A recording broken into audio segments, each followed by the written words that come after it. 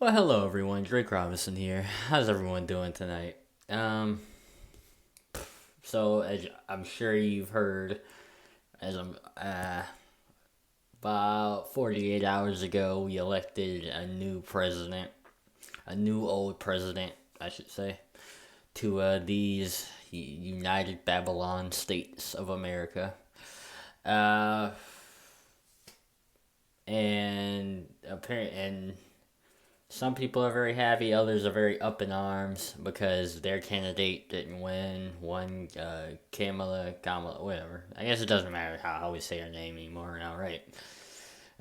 Harris. And what's so funny about this whole situation is that this is why I really dislike covering politics because it's not like you people actually think any of these people give a rat's, what? Any of these rich elitists who literally get bought and paid for by higher ups, higher than them even, are actually care about you. I'm not talking about my viewers, of course. I'm talking about just the people in general, the people who are so upset by it. Like at the end of the day, it's all a dog and pony show. It's all theater politics. I mean, you really think any of these rich billionaires, Trump, Kamala Harris, or Joe Biden, you really think any of them can sympathize with anything lower class? These people don't know what it's like to be broke, to be poor, to be living paycheck to paycheck. You having to work jobs yet they don't want to. They really don't want to. Like, they don't. It's like they're literally a part of the establishment, but these people are so blinded by their hysteria. A lot of the people who are upset about Harris losing, or Trump losing if he lost too, that they don't see that. You know, I mean, at the end of the day, you still gotta go to work. Nothing's gonna change there. I'd like for the minimum wage to get a raise going. I'd love for that to happen. I will say that, but yeah, I mean, it's just like you people are so delusional, quite frankly. Like, and I'm sorry, Kamala Harris was just not it. She was just not likable. And same thing with Hillary Clinton.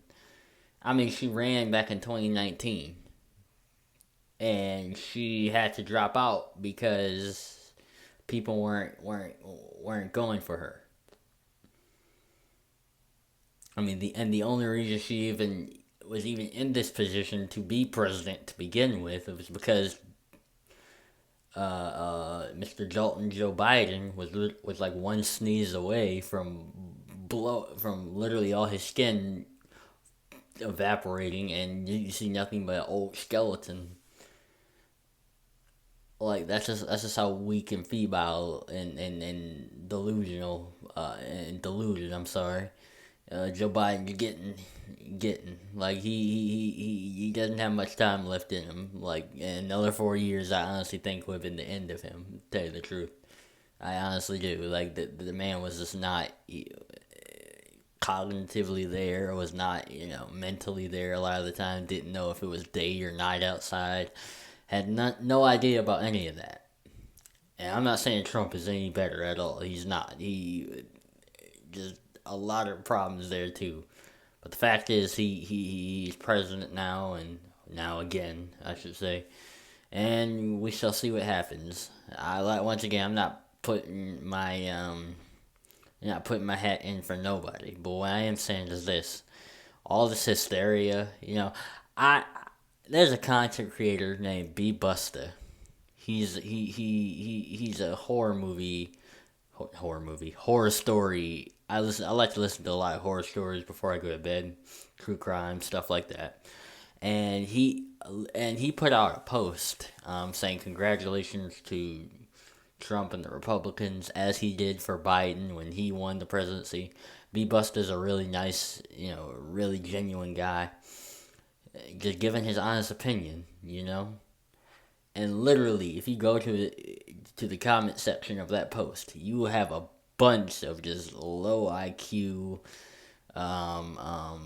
deluded, rabid, foaming at the mouth, like hysterical lefties, like just going crazy. And it's just like all the man said was congratulations to the guy. He didn't say he endorsed anything of his. He didn't say he was a flat out MAGA guy. He didn't say any of that. Literally, all he said was congratulations to Trump and the Republicans on their win, as he did with Biden when he won. Very nonpartisan response, but people just went ballistic on this poor guy's post, and I had to defend him on this post. On that post, so if you go there and see it, you'll probably see me. But it's just like that's where we are now in Babylon, of course, where you're only allowed to have one opinion, and if you stray from that opinion, no matter how big you are, how much people like you before,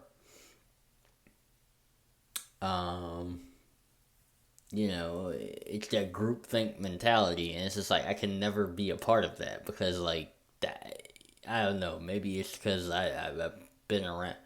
And I'm not saying I'm old or anything, but I've been around the block, and I've seen that in high school and stuff like that. It's just one of the worst ways to think. But here in Babylon, you have to think that way. One side or the other. Republican, Democrat, no in between. No such thing as the independent mind.